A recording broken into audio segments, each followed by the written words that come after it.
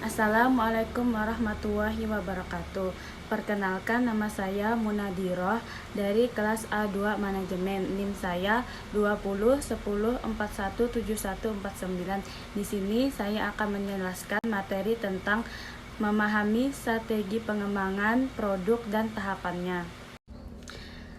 Strategi pengembangan produk baru merupakan sebuah proses dan strategi yang perlu dilakukan oleh suatu perusahaan dalam pengembangan produk, yaitu memperbaiki produk yang lama atau menambah kegunaan produk tersebut kepada target pasar.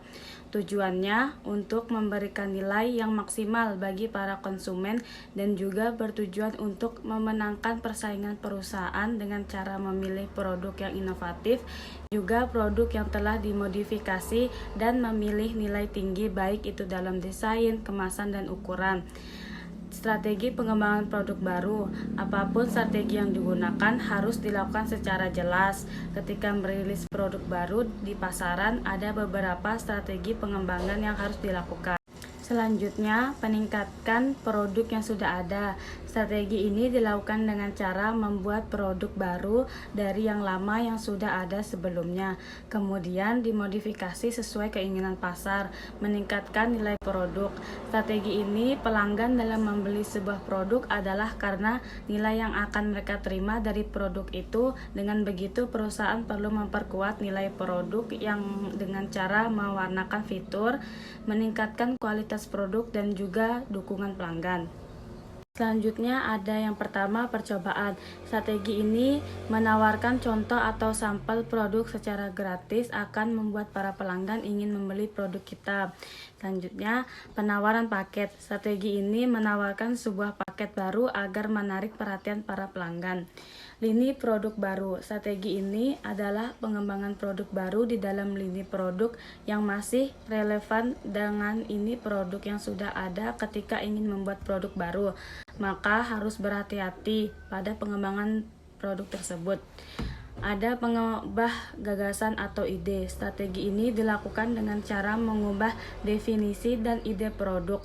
Contohnya, ketika membuat produk baru namun target pasar tidak menanggapi tawaran tersebut, maka kamu perlu melakukan riset pasar dan mencari tahu keinginan serta kebutuhan pelanggan yang sesuai. Target pasar baru. Strategi ini menjual beberapa jenis produk di pasar yang berbeda, merupakan salah satu strategi dalam pengembangan produk. Pengembangan produk. Pengembangan produk merupakan sebuah strategi untuk produk baru, seperti produk yang disempurnakan, produk orisinil, produk modifikasi, dan juga brand baru yang dikembangkan dengan cara riset dan juga pengembangan. Ada juga tujuan perusahaan melakukan pengembangan produk. Tujuan utama melakukan pengembangan produk dalam perusahaan adalah agar tetap bisa memberikan nilai dan manfaat yang maksimal kepada konsumen, serta untuk menambah omset penjualan. Selain itu, pengembangan produk juga bertujuan untuk mempertahankan daya saing terhadap produk yang sudah ada, memenangkan persaingan selanjutnya, serta untuk memberikan jenis kepuasan yang baru kepada konsumen, untuk memenangkan sumber produksi dan meningkatkan profit dengan cara menggunakan bahan yang sama. Selanjutnya ada jenis-jenis produk. Pertama, memperbaiki produk yang sudah ada sebelumnya. Perusahaan harus menggunakan fasilitas serta teknologi yang sudah ada untuk menciptakan inovasi baru dan memperbaiki produk baru. Memperluas lini produk dengan cara menambah item pada lini produk yang sudah ada. Menambah produk yang sudah ada, jadi perusahaan perlu menambah serta memberikan variasi pada produk yang sudah ada sebelumnya. Meniru atau memodifikasi strategi kompetitor bisa dilakukan dengan meniru strategi dari kompetitor yang dianggap akan menguntungkan, misalnya tentang menetapkan harga. Terus, menambah nilai produk.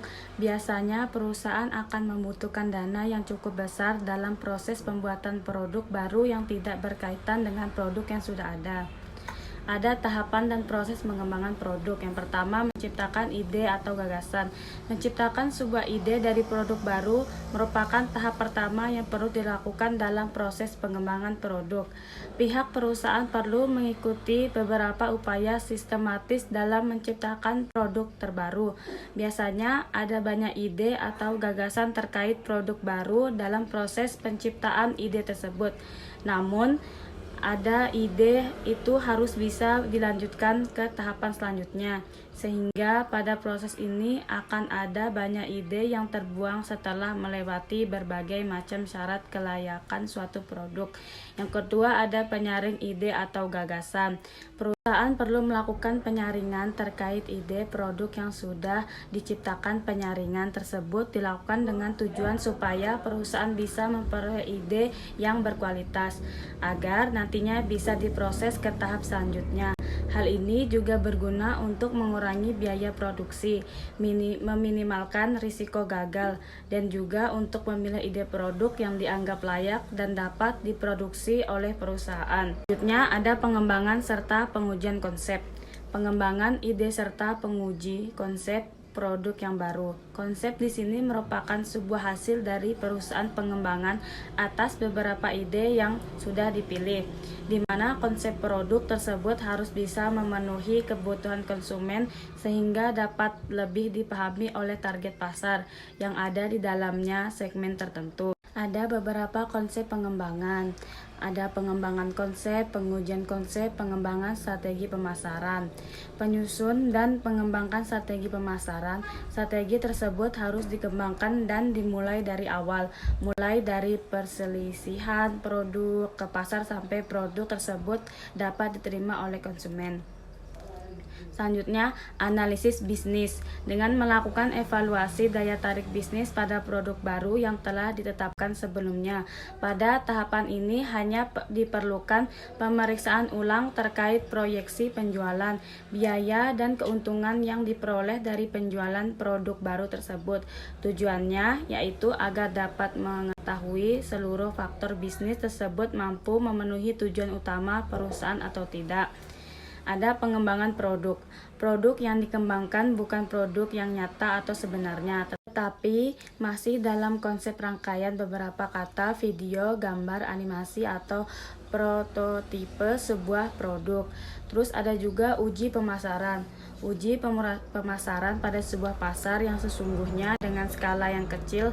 Dengan strategi, perusahaan memproduksi akan mendapatkan gambaran dan pengalaman yang berhubungan dengan produk yang akan diluncurkan tersebut. Terus ada komersialisasi. Maka selanjutnya dari pihak perusahaan dapat memberikan keputusan bahwa apakah produk itu dapat di-launching, ditunda. Jika pihak perusahaan telah yakin akan meluncurkan produk tersebut, maka pihak perusahaan berwajib mempersiapkan beberapa kegiatan, yaitu komersialisasi yang bermulai dari mempersiapkan produksi, mempersiapkan kegiatan, launching produk baru seperti promosi, iklan, distribusi, serta berbagai kegiatan pemasaran lain.